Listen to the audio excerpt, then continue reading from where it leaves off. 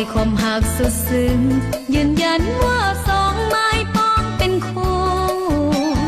ชีวิตทั้งสองหวังห่วงเป็นทองแผ่นเดียวคงอยู่สัวชีวิตอดสู้จะอยู่ด้วยกันจนวันแก่เฒ่า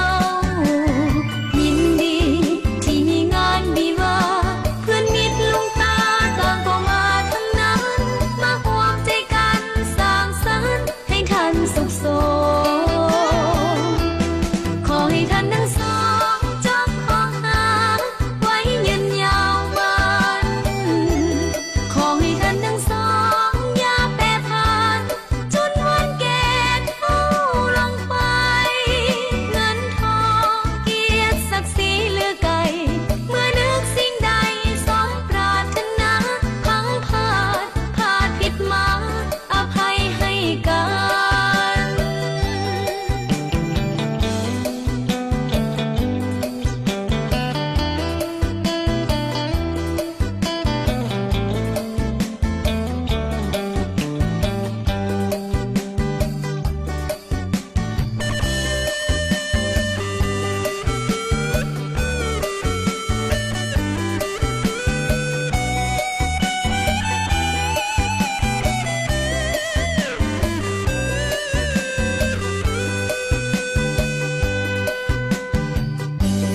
ท่านทั้งสองมีความหมายปองของใจเป็นหนึ่ง